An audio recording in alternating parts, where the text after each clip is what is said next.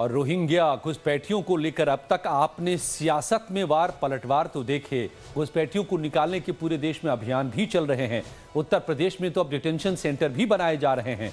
लेकिन अब इसी मुद्दे को लेकर के अदालत के जज यानी सुप्रीम कोर्ट और हाई कोर्ट के जजों के बीच में भी वार पलटवार का सिलसिला शुरू हो गया है।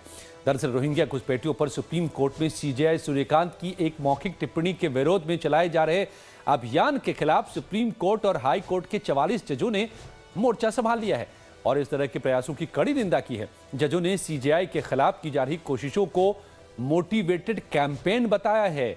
इन रिटायर्ड जजों ने भारत के चीफ जस्टिस सूर्यकांत के समर्थन में आज एक चिट्ठी लिखी है और कहा है कि हम रिटायर्ड जज रोहिंग्या प्रवासियों से जुड़ी कार्यवाही के दौरान माननीय चीफ जस्टिस की टिप्पणियों के बाद, जिसमें 5 दिसंबर 2025 का ओपन लेटर भी शामिल है, उन्हें निशाना बनाने वाले मोटिवेटेड कैंपेन पर अपनी कड़ी आपत्ति जताते हैं।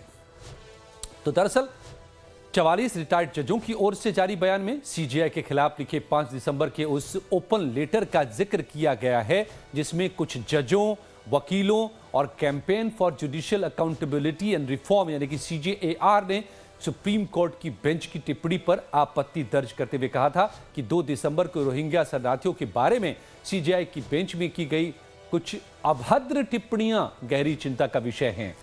असल में यह मामला रोहिंग्या प्रवासियों की हिरासत से गायब होने से जुड़ा हुआ है, जिस पर सुप्रीम कोर्ट में सुनवाई हो रही है और इसी दौरान ये टिप्पणी की थी चीफ जस्टिस ने, जिसके बाद कुछ जजों और वकीलों ने आपत्ति जाहिर कर दी थी चिट्ठी लिख करके।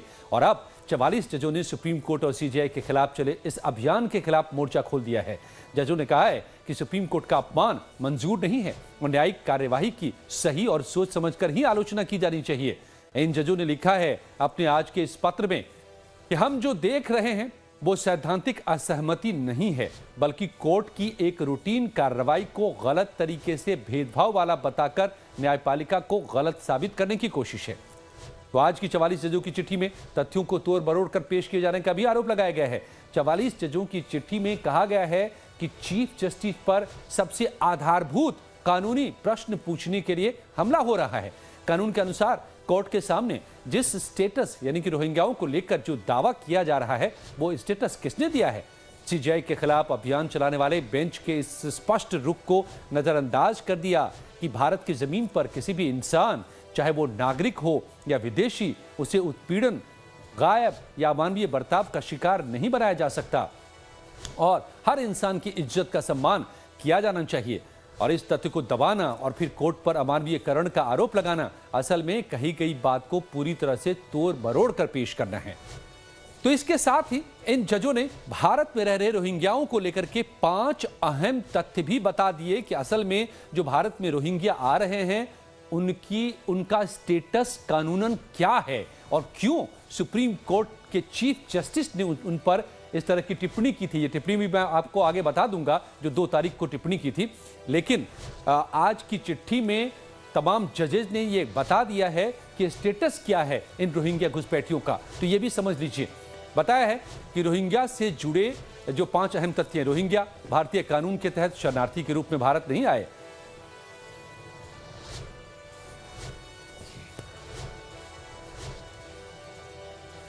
तो रोहिंग्या, ये बताया गया है कि रोहिंग्या भारतीय कानून के हिसाब से शरणार्थी के तौर पर भारत नहीं आए हुए हैं। उन्हें किसी कानूनी शरणार्थी सुरक्षा ढांचे के माध्यम से नहीं आने दिया गया है।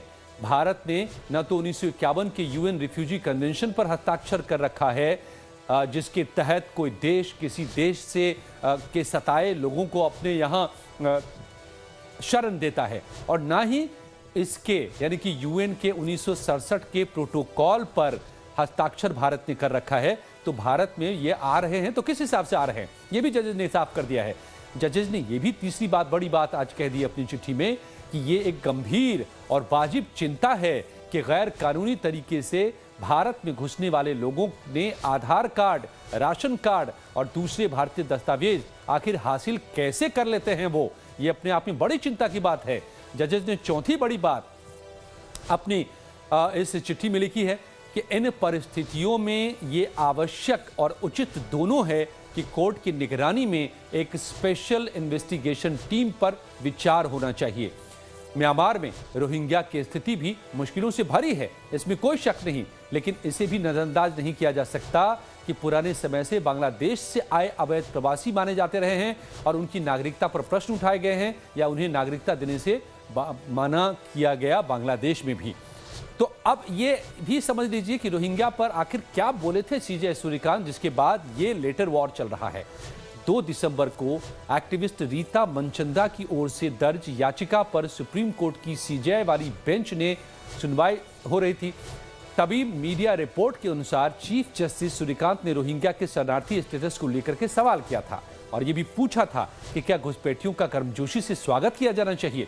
सीजेआई ने रोहिंग्या के लिए कहा था कि पहले बाढ़ पार करके या सुरंग खोदकर गैर कानूनी रूप से दाखिल होते हैं और फिर भोजन, पानी और शिक्षा का हक मांगने लगते हैं।